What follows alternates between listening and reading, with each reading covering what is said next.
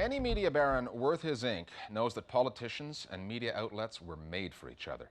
It's always been the case for newspapers and television, and it also goes for new online media as well. The two giants of the internet, YouTube and MySpace, both want to be the go-to websites for anyone who has a penchant for politics, and they both see the 2008 U.S. presidential campaign as the ideal way to establish their political credentials. The Listening Post's Meenakshi Ravi now on the online showdown, the quest for new media power. Hillary Clinton or John Edwards? Ron Paul or John McCain? Rupert Murdoch or the newly minted YouTube owners Larry Page and Sergey Brin? As America's political parties gear up to choose their presidential nominees, there's a competition for political clout between websites as well. Will social networking heavyweight MySpace come out tops, or will it be video sharing pioneer YouTube? The main thing about MySpace and YouTube is about the dialogue, is about letting people say what they want, whether that's the presidential candidate saying what they want or whether that's the member of the public saying what they want, and allowing the candidates to connect to the people. MySpace is the jewel in Rupert Murdoch's new media crown. One of the net's most popular social networking sites, it allows people across continents to connect with and keep in touch with each other. MySpace's nearly 2 million strong user base was a mouth-watering opportunity for presidential candidates who jumped onto the site and started gathering friends. There's a new term in marketing where someone will say something has a very sticky effect, and that's really what social networks are all about. When you do maybe an email blast or you send out phone calls, you have your representative make phone calls, you really get one shot to make that contact with that potential voter. However, in a social network, when they join your social network and become your friend, you can market to them over and over and over again. Internet video sharing phenomenon YouTube also caught the eye of presidential hopefuls. With a monopoly of over 70% of the web video market, it was the logical place from which to broadcast a political message to the online community. You can have face-to-face conversations with voters all over the country, and everybody can watch these individual conversations and take part in the discussion. So it's essentially one-on-one campaigning, but in a very public forum. For both MySpace and YouTube, the influx of presidential candidates held the potential for big bucks. Both the websites have launched their own election-focused sections. On MySpace, it's called MySpace Impact, and on YouTube, the channel is called You Choose. The logic is similar. Candidates registered with the sites are featured, and individual candidates are showcased in special focus pieces. YouTube has launched the You Choose Spotlight campaign. It was announced by the site's newly appointed politics editor, Steve Grove. Really excited to tell you about Phase 2 of our You Choose program, the You Choose Spotlight. Here's how it works. Each week, a different candidate will have their moment in the spotlight on YouTube. They'll upload a video intended to inspire responses from you, the YouTube community. For 1 week, you'll upload your video responses, and at the end of the week, the candidates will upload another video reflecting on the process. This is your chance to talk to the future President of the United States. The site has capitalized on the video format. Hello, YouTube. And is using it to bring the candidates and their audience virtually face-to-face. Our presidential campaign is about reconnecting with what's right about America. And I'm going to ask you to help. If you're going to put YouTube up against MySpace, I'm definitely a YouTube guy all the way. Because on YouTube, you can have personal face-to-face conversations with the presidential candidate themselves. And on MySpace, you're probably dealing with a campaign staff member who keeps that site updated. So to me, there's really no comparison. MySpace has risen to the challenge, however, and is organizing a virtual presidential primary for the start of 2008.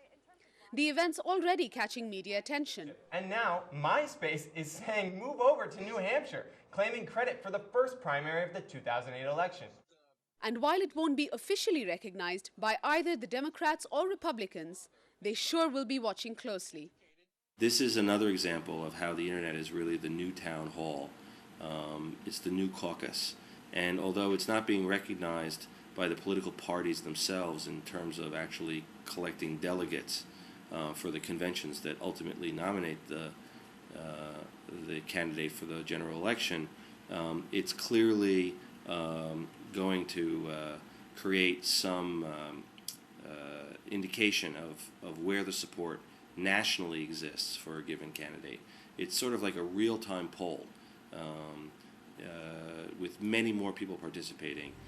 So in the endgame, the inescapable fact remains that neither YouTube nor MySpace can guarantee actual voting action. In 2004, Democratic hopeful Howard Dean raised stacks of funds via online contributors, but there were no stacks of ballots for him at the primaries. So just how much can campaigning on the net replace traditional politics? What I think it is very good at is managing and engaging existing supporters and deepening that relationship, and also reaching out to potentially swing voters who are engaged. What Web 2 isn't very good at, I think, and especially in a political sense, is reaching out beyond those who are already engaged in politics. We're not really sure whether the number of people that are on social networks on behalf of a particular candidate or against a particular candidate are able to be converted into actual votes. But we can tell that there is grassroots enthusiasm for or against a particular candidate. So YouTube and MySpace can continue to slug it out. The smart presidential candidate, however, will not put most of his or her campaigning eggs in the internet basket anytime soon. Meenakshi Ravi reporting. And here's how our Global Village voices see that story. Politicians, particularly those with presidential aspirations for 2008, have found the internet in places like YouTube and MySpace. It is a cheap, easy, and convenient way for them to spread their message to voters across the country. While they are taking advantage of these modern forms of communication, they should keep in mind that such forums are a double-edged sword. This is not your dad's TV anymore, folks. The voters in America have felt ignored long enough. You need to listen to the feedback that you receive on your presentations and let the internet community know that you are listening as much or even more than you're talking. You cannot succeed on the internet by simply throwing your words out there. Such places as YouTube are a new way to communicate. Easy, convenient, certainly, but at the same time demanding of your participation and sincere effort to show that you are willing to interact with all of your viewers and listeners, not just those with money. For the presidential candidates that are not doing it, they're going to find they're just not going to have the right kind of numbers at the polls when it comes time to voting. It is sad that they're not using these resources. Something like MySpace is free and it's such a great networking tool. If they can't figure that out, it really makes you wonder what kind of a president are they going to be. I mean, I don't want a commander-in-chief that doesn't know what's going on socially, because how can he control a country socially if he doesn't even know some of the most giant fads that are going on? So no, it's not a fad, and I hope that more presidential candidates use it. If you have issues with global media and would like to be one of our Global Village voices, then email us at listeningpost@aljazeera.net. If you've got the technology, webcam, video, even camera phone, we'll provide you with the platform. Finally, a lot of people talk about weather forecasters, but nobody ever does anything about them. So we scanned the skies with our satellite dish and scoured the net, and we came up with this collection, some of our favorite meteorological characters from around the globe. They make up our Internet Video of the Week. We'll see you next time at the Listening Post. Das war aber auch nicht schlecht.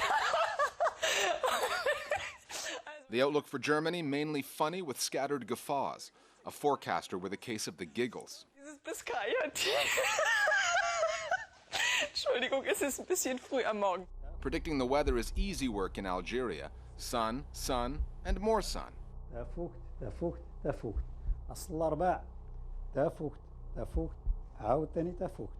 This Venezuelan should be so lucky.